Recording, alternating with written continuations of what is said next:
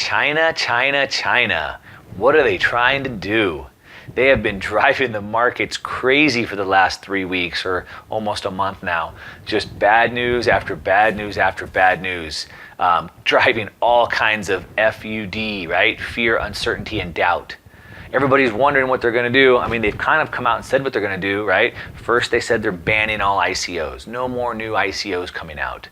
The markets crashed on that news. But then the market started to recover. And just as they were coming back, China comes out with more bad news, kicks the market back down and says, now we're going to ban all Bitcoin exchanges. All the exchanges have to shut down. Now they're coming out and saying that the executives of these companies can't even leave the country right now while they do their investigations. Now there's rumors that they're possibly going to shut down all the mining. Really? Are they going to go that far? I mean, think about it. If they feel the need to shut down Bitcoin, all the mining, I think that's a good indicator. I think that shows the technology works. I think that shows that they're threatened.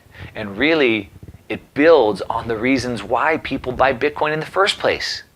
Now, history shows that China has a big time track record of doing things like this, overreacting, clamping down too hard, but then lightening up, right? So we have to understand history so we can understand the future, right?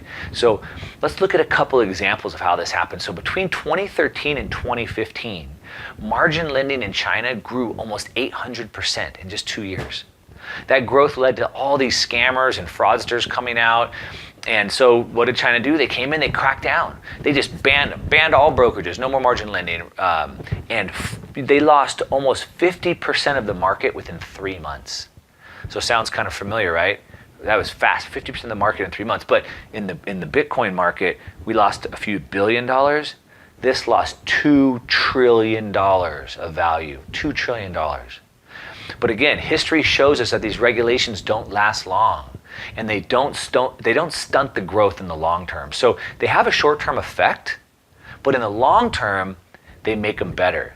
So going back to the margin lending, the lending market had grown from 2003 to 2010, and it had grown 250% to a 1 trillion market from 2003 to 2010. It was from 2010 to 2013 is where it grew 800%. So they put a stop to it, and they put these regulations in, and then over the next couple years, it grew back 80% since the crackdown. Okay, that's one example. Another example of what China did is in their peer-to-peer lending. From 2010 to 2014, peer-to-peer lending grew from 50 platforms to over 1,500 platforms. Loans grew to $17 billion on those lending platforms.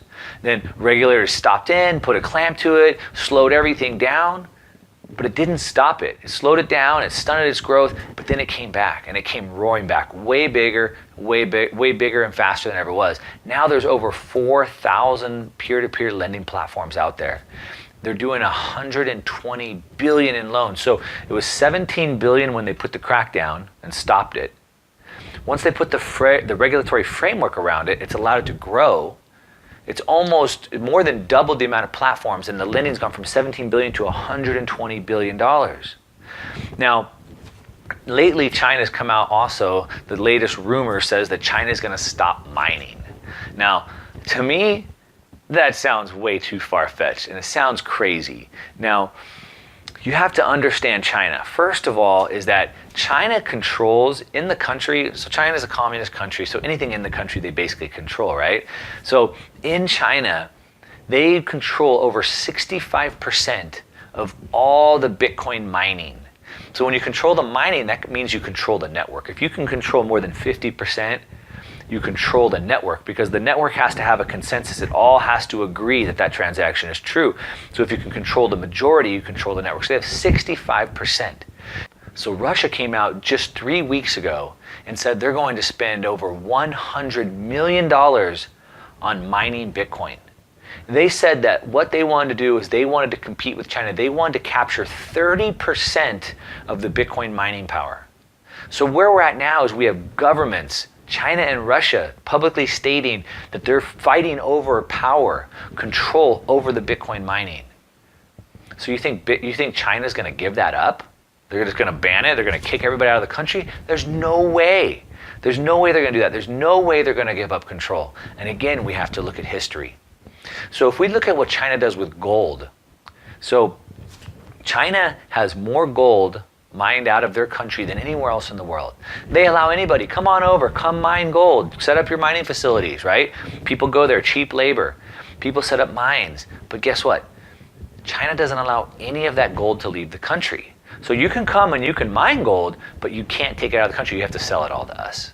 And so what China's been doing is they've been the largest producer and they've been accumulating their gold, right? I'm sure you guys know that China has so much cash, they don't know what to do with it. They've loaned billions and maybe trillions to the United States.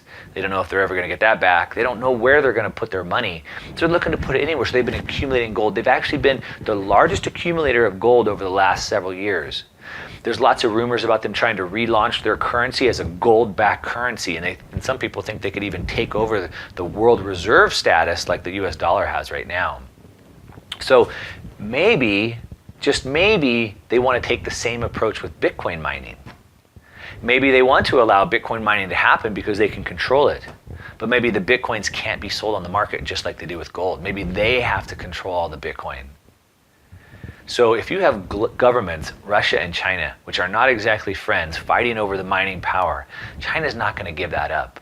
We can look at what they already do with gold, and it's pretty easy to see that they might take the same approach. Now, I'm not trying to say that. I'm not trying to tell the future.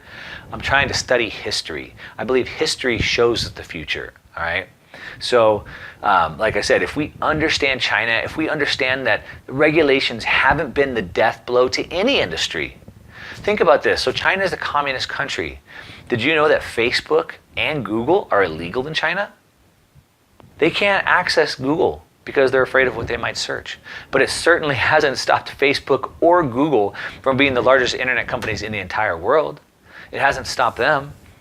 And so if you understand what they do with regulations, if you understand that them by themselves banning anything is not the death blow, like I said before, they're really only about less than 10% of the total market anyway. You can look at what they've done with gold, how they're accumulating it and buying it from all the producers and say maybe they're going to apply the same tactic to Bitcoin. And then, like I said, they have so much money that they don't know what to do with it. That's why they're trying to put it into real assets. And so there's no way they're going to leave this money on the sidelines. They're going to be in this game one way or another. So to summarize, my point is that the entire market is way overreacting to China. They're way overreacting.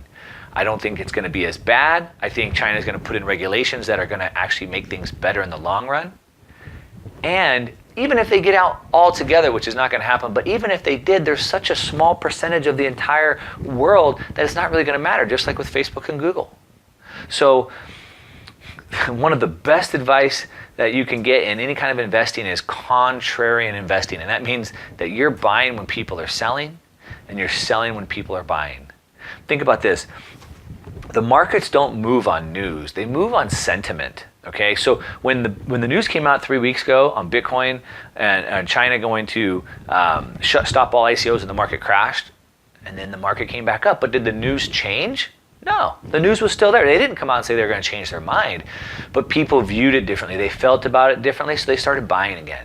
So the markets aren't going to move on news. They're going to move on sentiment. So they're overreacting right now, and it's a great opportunity for us to get in. Buy when people are selling. Buy when there's fear in the streets. Now's the time. So that's my point for today. Hope that makes sense to you. Go ahead and subscribe to these videos to get more like this. Like it. Leave us some comments and some feedback. We'd love to hear from you.